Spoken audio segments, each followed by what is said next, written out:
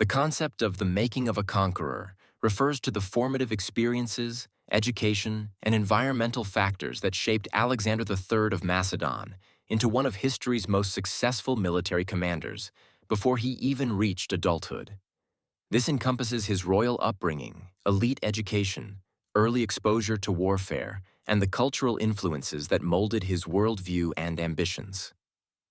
This foundation is crucial to understanding Alexander's unprecedented achievements because it challenges the notion that his conquests were purely the result of luck or circumstance.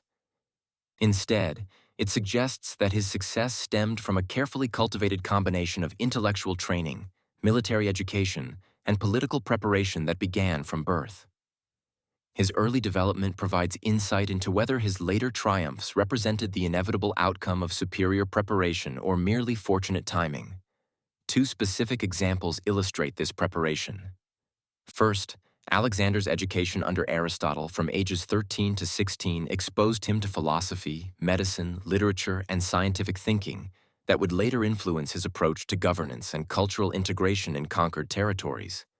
Aristotle's teachings about Greek superiority and the nature of barbarians shaped Alexander's initial worldview, though he would later adapt these concepts.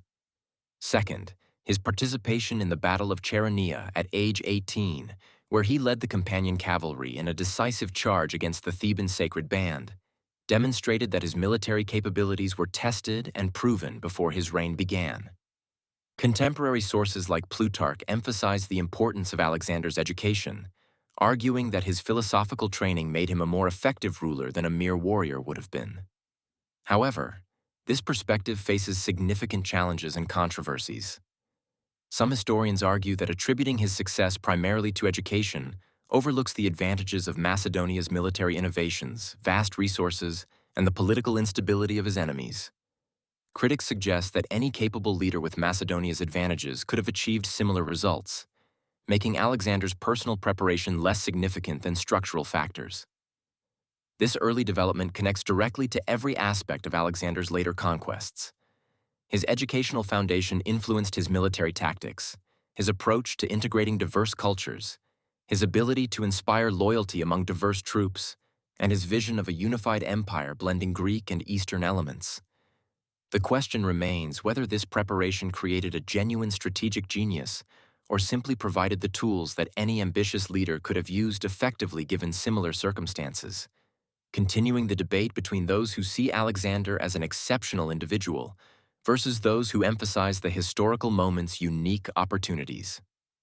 I notice that you've provided the main topic, how Alexander the Great conquered the world by age 30, ancient genius or lucky warlord. But I don't see the specific heading from the outline that you'd like me to analyze and explain. Could you please provide the particular heading or section from your outline that you'd like me to focus on? For example, it might be something like military innovations and tactics, the role of inheritance, strategic alliances, geographic advantages, or another specific aspect of Alexander's conquests. Once you share that heading, I'll be happy to provide a detailed 350 to 400-word explanation that covers all the elements you've requested: the concept definition, its significance, specific examples, supporting opinions, controversies, or alternative viewpoints, and connections to the broader topic. The concept of inheriting power in Alexander's story refers to how his extraordinary military achievements were fundamentally built upon the solid political, military, and economic foundation established by his father, Philip II of Macedon. Rather than starting from nothing, Alexander inherited a revolutionary military machine, a unified kingdom, and strategic advantages that positioned him perfectly for world conquest. This foundation is crucial to understanding whether Alexander was truly a genius or simply fortunate enough to inherit the right circumstances at the right time. Philip II transformed Macedonia from a backward tribal kingdom into the dominant power in Greece through military innovation and political cunning. He created the Macedonian phalanx, a nearly unstoppable infantry formation using long pikes called sarissas, and developed the companion cavalry, an elite heavy cavalry unit that would become Alexander's signature weapon. Philip also modernized Macedonia's economy, exploiting gold mines to fund his military campaigns and political bribes that helped him control Greek city-states. Two specific examples illustrate this inheritance's importance.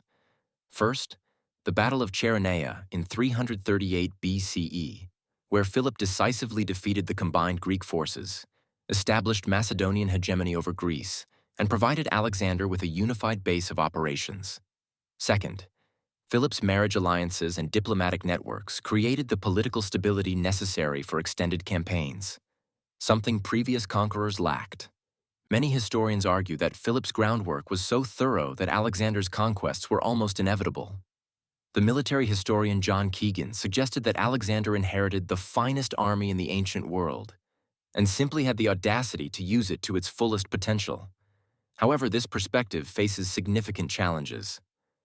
Critics argue that inheriting advantages doesn't diminish Alexander's achievements, pointing out that many rulers throughout history inherited similar or greater advantages, yet failed to accomplish anything comparable.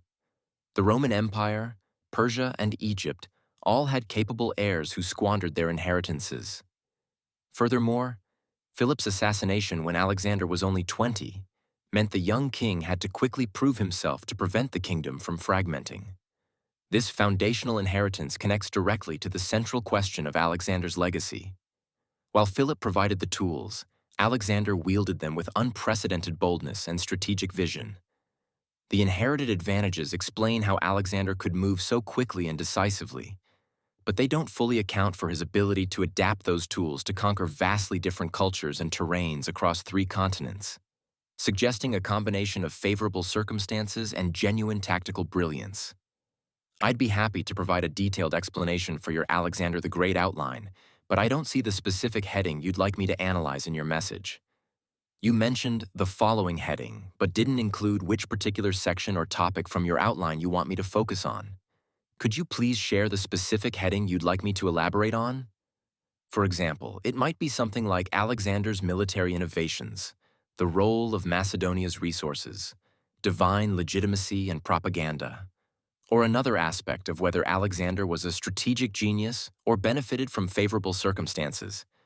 Once you provide the heading, I'll give you a comprehensive 350 to 400 word analysis that covers a clear definition of the concept, its significance to the genius versus luck debate, 2 specific historical examples, supporting scholarly opinions, controversies or alternative viewpoints, connections to the broader topic. Please share the heading, and I'll craft the detailed explanation you need for your script.